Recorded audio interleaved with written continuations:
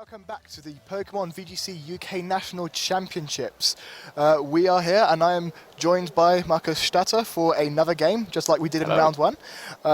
We are going to jump pretty much straight into it.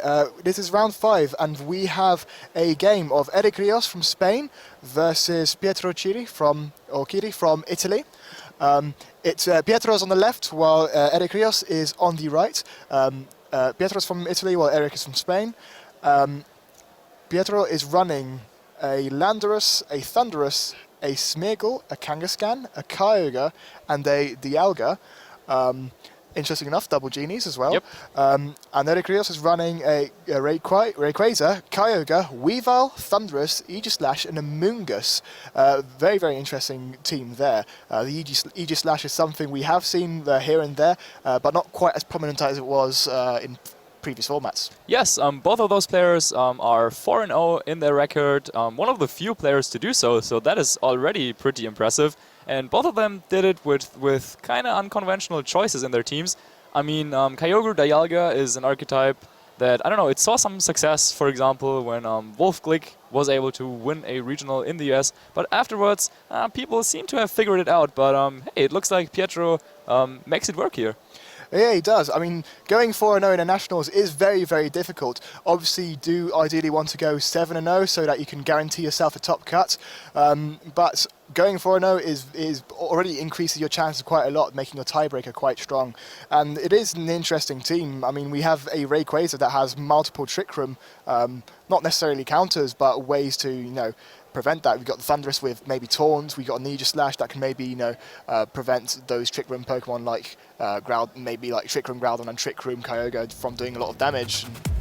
Yeah, we saw a very similar matchup on stream already, where Daniel was able to defeat Daryl, despite Daryl having that Dialga, which supposedly actually should have a decent matchup against Kyogre and Rayquaza, since it is able to take those powered water spouts, and yeah, Rayquaza can't really do too much damage to Dialga. I'm pretty sure if you saw that game, though that is not exactly what happened. In fact, Daniel was able to win that game, so let's see if this time Pietro is able to, I don't know, play this a little bit better. I don't know, he should have the team advantage, Yeah, Eric Rios here must be feeling a little bit nervous because none of the Pokemon on his team are particularly, strong against Dialga, but what do you reckon he could do?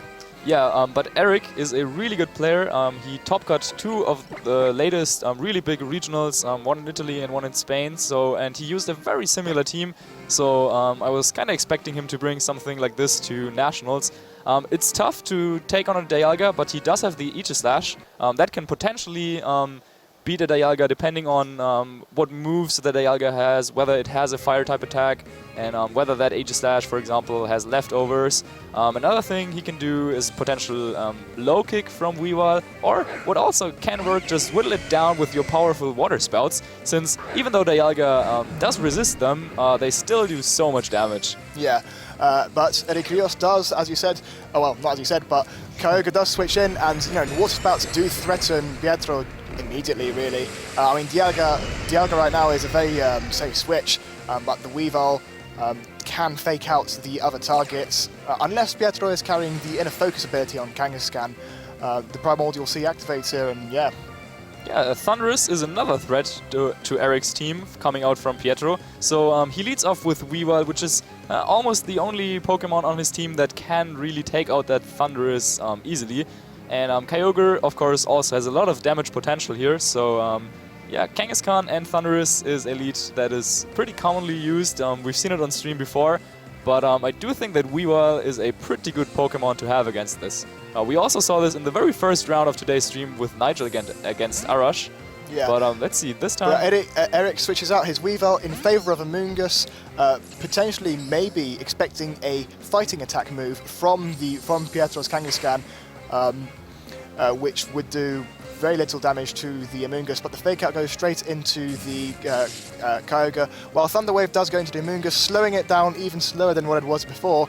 But the main appeal of Thunder Waving an Amoonguss is that now there's only a 75% chance of it actually moving. But what a great positional choice here by Eric. He brings in his Amoonguss almost for free. He didn't take any damage, just caught that paralysis. Now, that could play a role here, but if he is able to just go for a, say, a Rage Powder as well as a full-powered Water Spout, since there's no way for Pietro to hit that Kyogre unless his Thunders had like safety goggles or something. But yeah, very good switch in by Eric. Almost no risk. I mean, who would double-edge a Weavile? Yeah, I mean, safety goggles is an item that we haven't really seen since the last format because Amoonguss played a lot more of a prominent role. But here we go. Kangaskhan does switch out, maybe, you know... Into the Landorus, though. That is not something you want to switch into a Kyogre. Yeah, something tells me that Pietro maybe doesn't have the Pokemon available to take the large water spouts from Kyogre. But Thundurus does protect. Amoonguss is paralyzed, so that could have gone very, very badly for Eric. But thankfully, Pietro, you know, did make a switch, and you know that worked out very, very well for Eric. That could have gone very, very pear-shaped there. Yeah, I'm not entirely sure if I agree with Pietro's choice not to bring both his Dialga as well as his Kyogre. I would be assuming that he has to have the Dialga in the back. I mean, come on, against Rayquaza and Kyogre, if you don't bring it there, then why would you bring it at all? But I do also think that Kyogre, just because of its capability to just, I don't know, take some water-type attacks, like, also Water Spout does a lot of damage to Kyogre, but I mean, you've just seen that Landorus just go down there in one hit, and also the Thundurus doesn't have that great of a chance to, yeah, stay in that game against it, so it's not looking good for Pietro at all. Yeah, I mean, Eric can just, you know, double protect here, stalling out the Kangaskhan's fake out, and I don't know what Pietro could potentially do in this situation. Yeah, then again, though, you have to calculate the fact that if you want to go for that play, like you double protect into Rage Powder Water Spout, then your Amoonguss has to get off 2 successful attacks despite being paralyzed. So maybe Eric is even like thinking about how can I maximize my odds that I don't rely on hitting through paralysis. He's already up 1 Pokemon, and he yeah, basically got the confirmation that he will also have a restricted Pokemon more than his opponent. So yeah, he has a significant advantage in this game. Yeah, so we see Pietro's Kangaskhan Mega Evolving, and we do see a Protect from a Kyogre. Presumably we're going to see a Protect from the Amoonguss as well. Just, you know, taking the fake out from the Kangaskhan. Something that Kangaskhan could do now is a Power Up Punch right into the Thundurus, but that doesn't happen. And a Taunt and a fake out later, and Pietro is in the exact same position he was two turns ago, just with minus a Landorus. Yeah, yeah, very well said. Pietro, though, did make the play that he probably had to go for there. Go for the Taunt and just hope that that Amoonguss is fully paralyzed, but then also a possibility is the item Mental Herb that quite a few of Amoonguss tend to carry these days. Just because, yeah, that pesky Thundurus with Taunt stopping the Spore from coming off. We don't know yet if that is what Eric has, but we might see it now as the Rage Powder is coming out. Yes, we do see the Rage Powder. It's going to redirect any move that the Thundurus and the Kangaskhan do. We do see a Taunt onto the Amoonguss. Do we see the Mental Herb? We do not see the Mental Herb, meaning it might be carrying some other item. Return goes into the Amoonguss. It's not holding a Rocky Helmet either, but this Kyogre is free to go for the big Water Spout, potentially knocking out both Pokemon. Yes, yeah, wow. Knocking out both Pokemon. What an effort by Eric is right now in a fantastic position. Yeah, both combined. The suboptimal picks here by Pietro, or suboptimal choices in team preview, he probably underestimated the threat of Kyogre a little bit. But yeah, Kyogre is definitely not something to underestimate. Just switching in that Amoonguss, so clever. Rage Powder, Water Spout, and yep, it looks like Pietro will just forfeit the game right there. And yeah, that's it, 1-0 for Eric. Yeah, I mean, Pietro there was forced to reveal his Dialga, but we did see the text box for the forfeit consideration. Yeah, the match was forfeited. Interesting to note, maybe this Dialga is a very, very strange set, and maybe that's why he couldn't just switch it in onto these moves. Maybe it's something crazy like the Choice Specs set or something. Well, the thing with switching in Dialga into water-type attacks, especially that Water Spout, is, well, sure, you're going to resist it, but it's still going to deal a lot of damage. And I'm talking about like almost 50% of its health will be gone just by switching into that Water Spout. So, yeah, even if you're resisting that Water Spout, switching into it not the smartest idea from time to time. Same also with stuff like Amoonguss or Ferrothorn, because Kyogre is just so powerful, so you really have to plan out your game in team preview and account for stuff like what Eric did. Just protect the Kyogre, switch in Amoonguss, and the game was almost over just there. Yeah, I mean, Eric Rios probably discovering that his Amoonguss is very, very, very, very essential to this matchup. Maybe he might even decide to lead Kyogre and Amoonguss, because that combination did a lot of damage to the team. You know, a Protect can stop the fake outs from the Kangaskhan, and then Rage Powder and Water Spout. I think that might be the way to go for it, Eric. I think he's found a very good way to deal with at least all of Dialga's partners before he has to deal with Dialga itself. Yes, one option that Pietro might have up his sleeve is that Smeargle, though.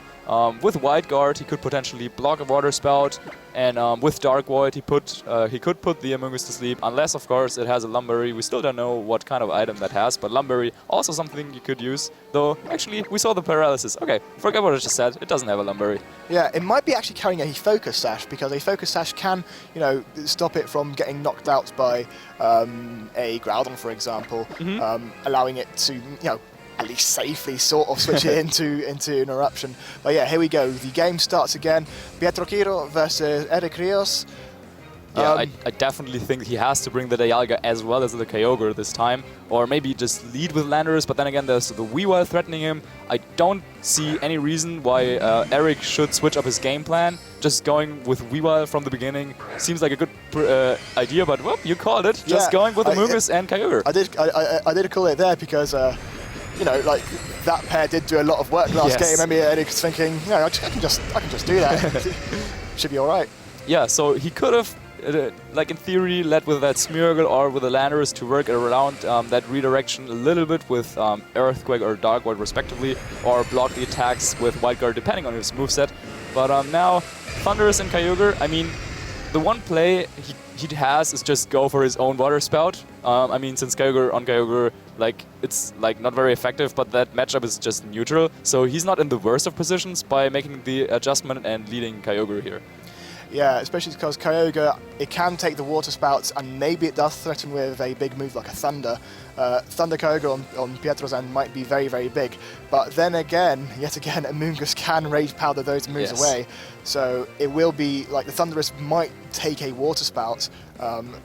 Nothing on Pietro's team really wants to take a Water Spout apart from his, well, not even that. Yeah. Water Spout is so dangerous. Like, it could potentially even be a modest Water Spout. How dangerous would that be? But instead of going for the taunt, he actually decided to go for that Thunderbolt, doing quite a bit of damage to that Kyogre, which will go for a Water Spout, outspeeding Pietro's Kyogre. And this time, thanks to reducing the Kyogre's health with that Thunderbolt, Thundurus is just able to hang in there. Yeah, reducing the damage was quite big actually there, because one Water Spout from the other Kyogre later, and now the Eric's Kyogre is in a position that it was not in last game. But a Grass Knot from Amoonguss, that's interesting actually, doing a lot of damage to Kyogre. But yeah, this is a better position for Pietro Kirro than it was last game, because the Kyogre now on Eric's end has a lot more damage onto it. Again, Pietro hasn't revealed the Dialga yet, so... Yeah, and going from that damage and how those Kyogres interacted, I think it's pretty safe to assume that they are actually of the same speed. So that also played a huge role here in that first turn. Like, who's going to get off that first Water Spout? I mean, not only is it about, I don't know, like who can knock out the opponent's Pokemon first, but yeah, if you go first there in Kyogre against Kyogre, you will also reduce their damage. So take less in return. Yes, this could have been, may well have been a speed tie. Maybe Eric Rios was hoping that his Kyogre could outspeed the other Kyogre and do a lot more damage, but the Thunderbolt was really...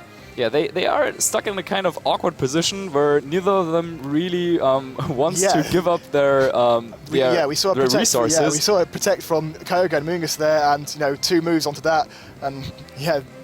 Yeah, Pietro probably predicted here the Rage Powder here, since another Thunderbolt would have been the end of Eric, but he made an aggressive play and just went for the Protect and Scald. Now, we did see that his Amoonguss does not have the Mental Herb, so once he's taunted, he won't be able to do any of the Rage Powder or Spore shenanigans. And yeah, that is pretty crucial in his plan here against Pietro's team. Yeah, Pietro decides to protect this turn, maybe fearing an Ice Beam. And there is the Rage Powder. Yeah, there's a Rage Powder. it'll be interesting to see which Kirro outspeeds the other. We see a Scald onto the Thunderous, which is a very good protect from Pietro's end. Pietro's playing this game a lot better than he was last game. Yes, Certainly. definitely. Good adjustment here. He made a good play once again, protecting his Thunderous, realizing that the Amoonguss of his opponent protected the turn before, and Eric was definitely anticipating a taunt here. So Rage Powder, being faster in battle, having a higher priority, would redirect that taunt as well as any potential attack coming out from the Kyogre. But nope, Pietro just wanted to keep his Thunderous healthy. However, unfortunately for him, Ice Beam of his Kyogre was just not enough to knock out that Amoonguss.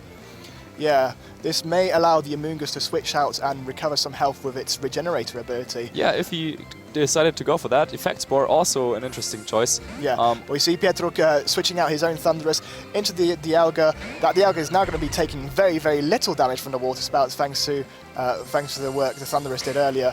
Pietro decides to also protect his Kyogre. Amoonguss goes for the Rage Powder, but that's not going to do much in this turn with both Pokemon being passive, while Kyogre goes for the Scald into the Dialga, I presume. A burn here would be very, very nice for Eric, but he does not burn is always nice, isn't it? He will not get the burn, which means the Dialga will be a threat to Eric as it does not get knocked out. I think Eric actually might have planned to let the Amoonguss faint here, so he would get a free switch in. Yeah, quick moves here. The Amoonguss goes for the protect, fearing maybe a Ice Beam, but Dragon Pulse onto the Kyogre. Will it knock out? Outspeeding the Kyogre as well. Yeah, that's very interesting. That is very interesting. Knocks out the Kyogre. Maybe it is an interesting Dialga set as I presumed, but the Ice Beam does go into the Amoonguss, and the Amoonguss did protect, so nothing happened there. Huh. So we probably can expect Eric to have his Rayquaza in the back, and yep, there it is coming out. And yeah, after all those turns, Amoonguss is still on the field, and it didn't get taunted at all. Just hangs in there with a sliver of HP, and now it can redirect that potential Dragon Pulse from the Dialga. So that could be a game changer. That could be a very big game changer. I mean, both Dragon Pulse and Kyogre are going to be very, very threatening to this Rayquaza, but the Amoonguss with the Rage Powder can just nullify that threat immediately, especially if the Rayquaza can pick up a KO on the same turn. There is just the Dragon Pulse. Dialga outspeeding the Rayquaza, but he goes for the Amoonguss. Is that a choice Scarf, Dialga? Something tells me that is a choice Scarf, Dialga. That's not something I've seen. But Dragon Ascent does go into the Kyogre, knocking it out. But yeah, choice Scarf, Dialga? Yeah, he's 4-0 with that, and he will probably take this game. We don't know yet, but he does have his faster Dialga against his opponent's Rayquaza, and he can just go for a Dragon Pulse now, since the redirection option is gone, and he does have Kangaskhan to go for a potential Fake Out. However, the last Pokemon of Eric is his own Fake Out user in Weavile. Yeah, I must admit, I'm absolutely loving seeing Choice Scarf Dialga here. Very, very unorthodox choice. I doubt I've ever seen that in this entire me format. neither, yeah. And now, yeah, this game is certainly really interesting. A lot of stuff we don't usually see. Weavile, technically, or yeah, most of the time, just being so frail that people opt to bring it in the front to lead it with, because it does have the Fake Out option. So just we saw in the first game, just threatening Fake Out and then maneuvering out of there with the Amoonguss was just really good. But nope, this time he brought it in the back. A lot of Weaviles also tend to have the Focus Sash, and if you have a Pokemon with Focus Sash, you generally don't want to switch that in, because then effectively it doesn't have any item if you take any damage. But this position is really interesting, and I can only assume that we will probably trade Fake Outs, but Dialga actually opts to go back here. It does go back into the Thunderous, maybe preserving the Dialga for later, where it doesn't get faked out, especially because it can protect, because we can confirm the Choice Scarf from that Dialga. I can't believe I'm saying Choice Scarf Dialga here, but Mega Rayquaza does Mega Evolve, and the Delta Stream does activate. Maybe that's some sort of prediction from Pietro's end. That would be very nicely done, because the Icicle Crash from Weavile will not do as much damage to this Thunderous as it usually would do. The Kangaskhan is the biggest threat to the Weavile, and once the Weavile is gone, really, the Choice Scarf Dialga can actually, put in as much work as possible. But the Rayquaza does decide to protect. Weavile goes for the low kick. Yeah, that was the one thing that could have potentially saved him against that Dialga. Let's see what this Kangaskhan does. Kangaskhan goes for a return on the Weavile, and I believe Pietro can take this game with the Choice Scarf Dialga in the back. Yeah, Pietro, correctly identifying the situation. Was thinking like, how could Eric come back into this game and like this specific item distribution with a focus sash potentially on the Rayquaza and the Life Orb with low kick on the Weavile was one way for him to come back into this game. And Eric, took his chance, tried to come back here and get that victory, but Pietro making a safe and good play, and will be the victor of the second game, so we will be going to a Game 3. Which is, I believe, the very first time it's happened today, a Game 3. That is crazy. Choice Scarf the Alga. Yeah, we keep talking about how in best of 3 the players have to adapt and then come up with different picks and different strategies to react to what their opponents did in the first game. And I think with all that information on the board, I'm really excited to seeing how both Eric and Pietro are deciding to play out that third game. In fact, like I'm actually going to say that the best play Pietro has made so far in this series is in Game 1 when he forfeited before revealing the choice scarf on the Dialga. He would have revealed that information, and then of course Eric would have taken that game anyway. So a clever decision by Pietro, just forfeit that game. Get yourself ready and calm for the second game, and he knew that with that Dialga he can definitely catch Eric off guard and probably steal a game, and that's just what he did.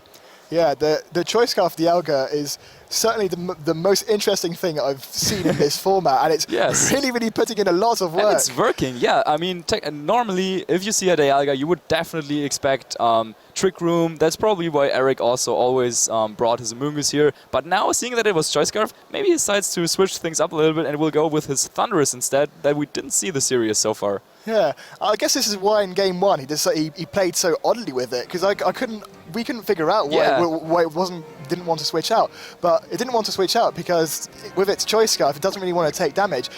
You can assume because Dialga has excellent coverage options. It just doesn't usually use them because Trick Room and Gravity are such great moves on Dialga. But Flamethrower knocks out Ferrothorn. Thunder is a thing for Kyogre as well. Yes. Dragon Pulse is obviously great for Rayquaza and that.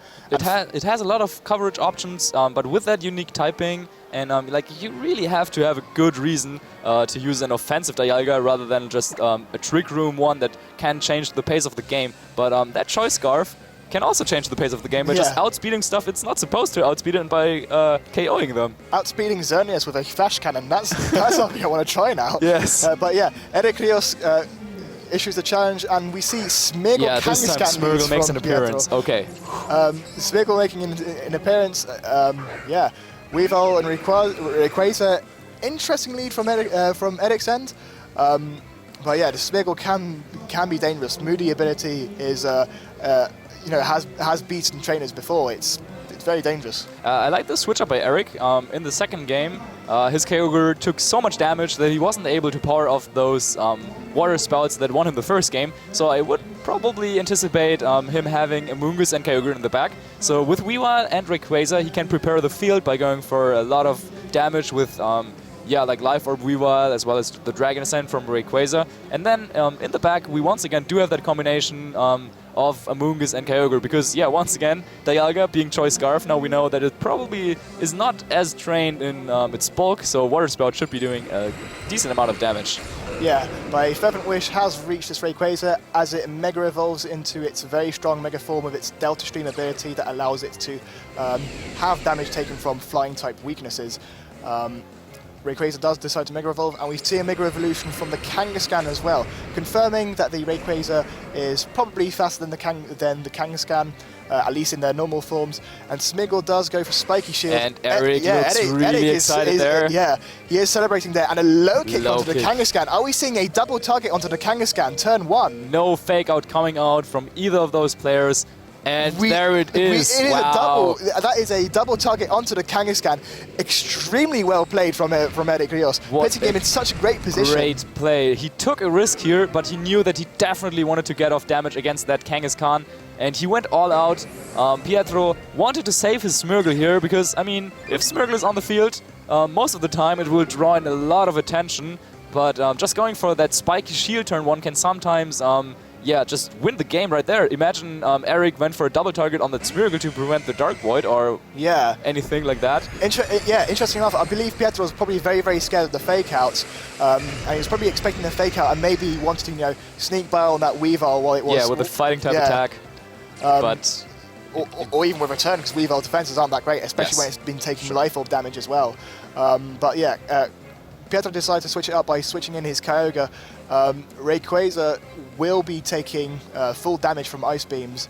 I don't think we've seen what item this Rayquaza has, because we haven't seen. Yeah, I would probably guess it is his Focus Sash, but, we can't say for sure, of course. We can't say for sure because the Amoonguss is going to come in right here, and this Amoonguss, we haven't known what this Amoonguss's item is either, and that could be a Focus Sash as well. But Extreme Speed does go into the Smeargle, knocking it into its Focus Sash, which is the most common item Smeargle follows. Smeargle goes for the Follow Me, which doesn't do much in Pietro's position, while Kyogre does go for the Water Spout, doing minimal damage to both these Pokemon that resist that, but that might have been a critical hit on that Rayquaza, I believe. No, Not even. It was. It did get his special defense lowered earlier from the Dragon Ascent, and yeah, Kyogre. Normally, you're used to see the Water type hit the Rayquaza in either the Delta Stream or with Airlock in effect. But Pietro trying a trick out of Eric's book here, going for the redirection and the Water Spout, and yeah, it looks like it works for him just as well as it does so much damage to that Amoonguss despite resisting it. But yeah, we did see that Extreme Speed from the Rayquaza came before the Follow Me, so he can bypass that redirection if he wants to. The redirection does come out. It will take away the Dragon Ascent from the Rayquaza, keeping the Kyogre safe. The Kyogre is now free to Ice Beam either one of these slots. Obviously Pietro. It would be better for Pietro to have Ice Beam the Rayquaza because we did see the Amoonguss protect.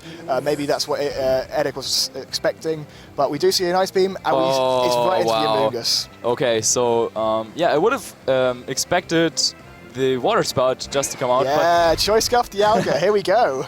But I'm not sure if Dialga and Kyogre will be able to turn this one back. Now, once again, Eric making good choices after that very, very great first turn for him. With Amoonguss threatening kind of the redirection here on the field, and that Rayquaza taking out the Smeargle, and Smeargle didn't do anything, Kangaskhan didn't do anything for Pietro, so now yeah, he's down to his last two Pokemon, and I'm not sure if Dialga has any move to knock out that Amoonguss. Yeah, I mean, speaking of choices, it is carrying a Choice Scuff, so a Dragon Pulse will knock out this Rayquaza, leaving this Amoonguss weak to a large Kyogre Ice Beam. But the Kyogre does decide to protect, which a bit of a strange play, but no, he wants. He wants to Rage Powder away the attack from the Dialga, so Pietro wants to protect his Kyogre from any incoming attack from that Rayquaza. Yeah, that does make sense. Yep. Kyogre does protect, very well played from Pietro. Unfortunately, Pietro doesn't really gain much from this position because Eric can just repeat that play. But even then, his Kyogre should be able to take that Dragon Ascent potentially, and then he would be able to get two knockouts this turn, and then maybe with his Dialga he can make something work against what Eric has in the back. But it's still a long road to go, so maybe a double protect could help him. But even then, Weavile would just be coming back out for the fake out. The Weavile is dangerous in that position because the fake outs, feint as well, especially when you don't have many options left. Feints can really mess. But Dragon Pulse does go into the Amoonguss, knocking it out. I think it's safe to assume we're going to see an attack from the Rayquaza onto the Kyogre, as we do see the Dragon Ascent. We haven't been talking about Dragon Ascent's beautiful animation, but here we go. Yeah. Going to the Kyogre, doing a lot of damage, a bit more than I was expecting, but an Ice Beam is going to make a quick job out of this Rayquaza. Yeah, so despite everything that went wrong here for Pietro, he was only able to fire off one Water Spout in like the first couple of turns. He kind of made it back to a 2-2 situation. But now we know everything about like what Pietro can do, and he can just hope that there is somehow an opening for him to take out his opponent's Kyogre. But knowing that Pietro's Dialga is Choice Scarf, Eric can just go ahead, for example, and go for a fake out into that slot as well as a Water Spout.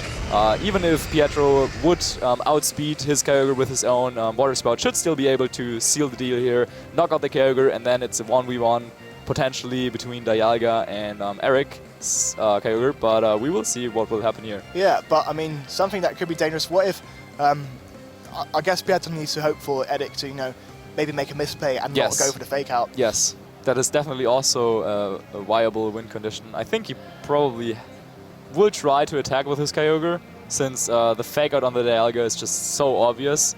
But Here we go. he actually goes for the protect, so Protect onto Kyogre, interesting play. We see a fake out onto nope, Dialga. just the safe play. Yeah, he was hoping for a mistake there, but nope. Eric being the player he is, he top cut Worlds before in the seniors division, and as I said earlier, has had a lot of success with this team in this format as well, and now making a strong showing here at Nationals. Yeah, well, interestingly enough, I believe this Weavile could potentially be in Dragon Pulse range. In fact, I believe it is, especially if this is an offensive Dialga. So, Dragon Pulse outspeed. Yeah, but Dialga outspeeding a Weavile is not something you see every day. Yeah, but Weavile's special defense is actually not as shabby as you might think, and it's able to take that, and that will be a clean victory for Eric. So yeah, what a cool set though. That was a very, very cool set. Seeing a unique Pokemon like Choice Scarf Dialga, but the Water Spout is going to come off. A single target Water Spout is going to do a lot of damage to Dialga, and Eric Rios does finally take the third game of this very, very long series actually as well. Yeah, that was such an interesting series, and once again, I enjoyed that. Something happened that was probably not supposed to happen. Once again, the Rayquaza and Kyogre team was able to overcome the Dialga team. And this time the Choice Scarf on Dialga, definitely a very cute play, but in the end it didn't work out, and Eric moves on to be now 5-0, and he only needs to win 2 out of the remaining 4 rounds to make it into the top cut. But yeah, that will be us for right now. We're going to go into a little break, and when we're back, we're going to have an interview with the winner of that game, Eric Rios. Yep. See you guys then, See you in a bit. Stay tuned. Stay tuned.